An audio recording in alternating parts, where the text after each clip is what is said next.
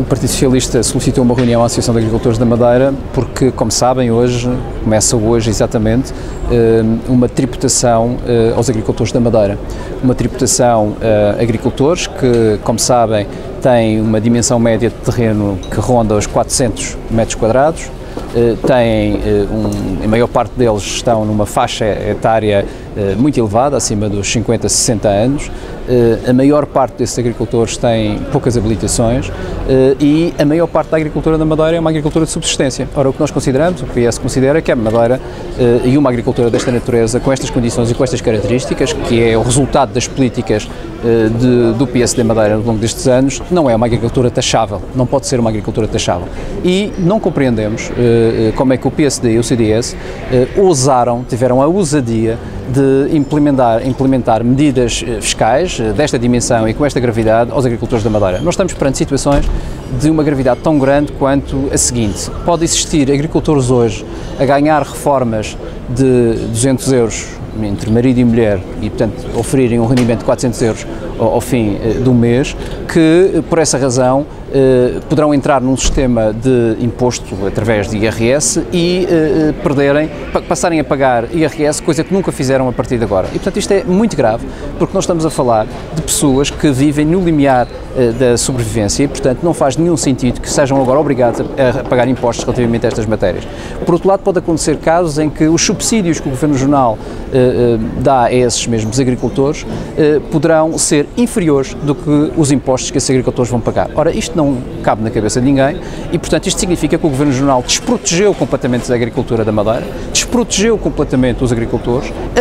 abandonou os agricultores e nós não aceitamos uma questão desta natureza. O Partido Socialista na Madeira, se fosse Governo, não permitiria uma situação destas, lutaria até ao fim das suas forças para impedir que estas matérias se processassem desta forma. O que se vê, infelizmente, é que o Manuel António, o secretário da Agricultura,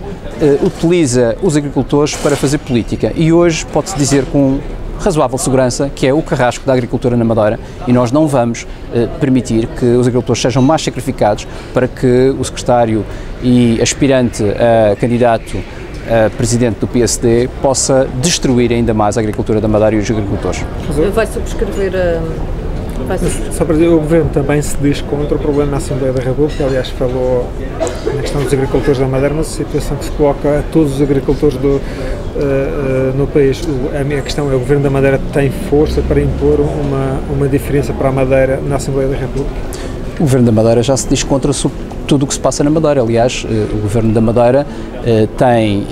uma política que assinou com o Governo da República, que é o Plano de Ajustamento Económico e Financeiro, assinou e está a implementá-la, como sabemos, que eu saiba, não há nenhum fantasma, nenhum extraterrestre a implementar a política na região autónoma da Madeira, é o Governo Regional, e para fugir às suas responsabilidades usa sempre o mesmo argumento, que está contra aquilo que se passa no Plano Nacional. Ora, portanto, isso não é nenhuma novidade para o Partido Socialista.